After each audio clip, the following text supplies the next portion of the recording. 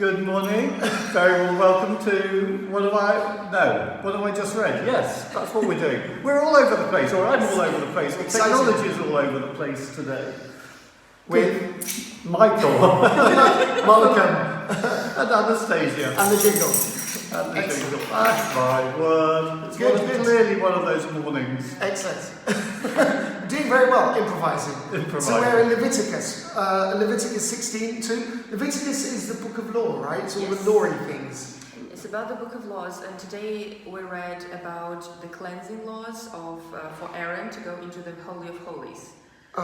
And so it's a very long process, and to me the value of that is how now we can just easily come to God in prayer personally. But before then, no, you don't get to go to God. You need to appoint one person for the whole assembly. He needs to wash himself. He needs like 5 paragraphs of things. Yeah, it was long, wasn't it? In order to approach God. It was like a manual for a difficult machine. So why?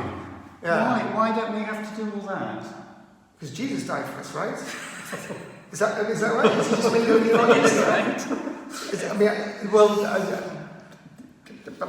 Yes, he did all this. He basically is all this is pointing forward to him and to what he is going to Because do. for Aaron, there was blood involved in order for him to come close to God. The blood of the bulls, the blood of the goats. There's a lot of blood in this, I have to say, and there was blood being sprinkled left, right, and centre on horns. Why so much blood? Because life, like death, is the payment for sin, and life is in the blood. Right. So in order to atone for the sin and cleanse, you need to pay with life. I like that. Right? Yes, that's right. Yes, you pay. I mean, there needs to be that recognition that in rebelling against God, actually we've chosen the way of death. Right. And that actually in rebelling against God, we're already dead. I mean, it's already dead. So in taking the sacrifice, in going into the temple with the sacrifice, sacrificing the animal, the blood which it's a symbol of life. You're actually saying, yes, God, we recognise that before you we are dead, but we need your mercy. And Jesus came among us. I mean, that in itself wasn't going to save anybody. What really saved us was the fact that Jesus led a perfectly obedient life. He didn't sin, and yet he took onto himself our sin like the scapegoat. Right. He gave his blood for us, so that we might be free. And that's why the communion cup is a symbol of the blood. That's why it's so crucial. Yeah. Kind of all the blood that we've had being sprinkled all over the place here has become Christ's blood and somewhat more. That's powerful, yeah. That's so instead of anointing the temple, we're now anointing ourselves. Taking himself into us to make us clean and that's very good. holy. Yeah. I like that. Thank you. But it's interesting, there was one goat that got off. Yes, I didn't notice that. Is that the scapegoat? I mean, it's just like he had to take 2 in, and then 1 killed, and the other one he drew lots, and 1 survived, and he had to send him off. There are 3 goats. Oh. 2 of them get killed. One of them is what's that again? Is it a scapegoat? Scapegoat. Is this where it came from? Козел отпущения. I remember, because there are some things that you know in your language since you're little, and they're just flying in the air, and you know the phrase. And that was one of those aha moments when I read the Bible, and I was like, that's where it comes from. Right. That's where the scapegoat. But of course, in a sense, it wouldn't live, because a goat on its own in the wilderness. No. Right. And who is Azazel? It's like the Azazel? like the demon. They talk about one goat for... The goat on which the lot fell. They shall cast lots on the 2 goats, so there were just 2 goats. One lot for the Lord and the other for Azazel. But then he gets slaughtered. Yeah. Okay. It looks like the 3rd one. Okay, so they just named the 2nd goat twice. The goat that goes into the wilderness is the same goat that we put the sin on, and it carries the sin into the wilderness to Azazel. Where it belongs. Azazel's a demon, is he? It's the devil, isn't it? Yeah. That's a famous Russian novel, isn't it? Yes. Called Azazel. Yes. Yeah. Oh, right. Who by? Dostoevsky. No. It's just like... What's his name? Very contemporary writer. Anyway. Akunin? Akunin. Okay. Akunin. Wow. Okay, right. Yes. Gosh. Yeah.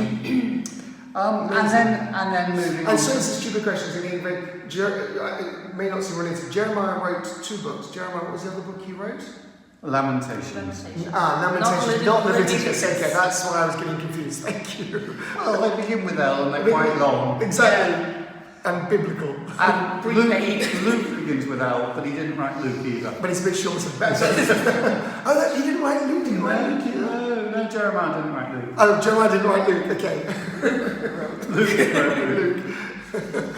You can tell we're in a complete state today. Yeah, this is the power of my Bible knowledge. This is amazing, isn't it? It's always essential when you read something you've read 1,000 times before. There always seems to be always more something you have content, not seen. Yes, Mm. It's just amazing. Yeah. There's just a lot of meaning. And there's again this whole thing. It's he repeats that thing. You said so. When Pilate says, "Are you the king?" And The Jews, he says, yeah, and I mean, I thought this time as I read through this, it's almost at this point, and they're treating Jesus a bit like the village idiot. Right. You know, he's been sent off to Herod. Herod is thinking, oh good, I'm going to see some fun, I'm going to have a magic show here. And he doesn't get it, Jesus doesn't say anything, so in the end Herod starts to mock him, gives him a robe. And the sends funny him thing is, back. I just watched part of Jesus Christ Superstar. Have you watched the musical? No. The music. Do you know the music? The music is fantastic. But there's Herod's song. Oh. And actually, it's one of my favourite songs in the film version of the musical.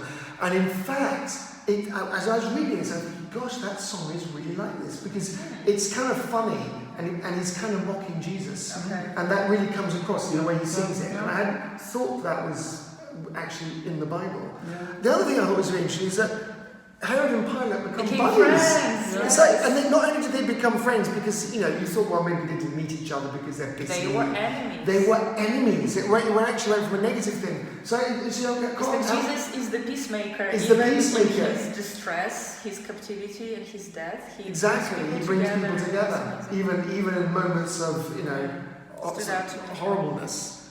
Yeah, amazing. But also this appalling, just anger and hatred that the crowd has for Jesus for no reason. That's just so, I don't know. So that's just a crowd amazing. mentality. They are going crazy, like crucify him. What has he done to you? So what Nobody evil has he knows. done? Just- Yeah, and I think, Pilate clearly doesn't want to crucify him, but in the end he thinks, oh well, so what? He's also trying to keep everything Yeah, quiet. keep He's got things quiet, so rebellions. what? And that becomes a real danger when justice is done to please The masses. the masses or to please the boss without any sense of what is actually right. Yeah, without stand. Exactly, it's hard to make a stand.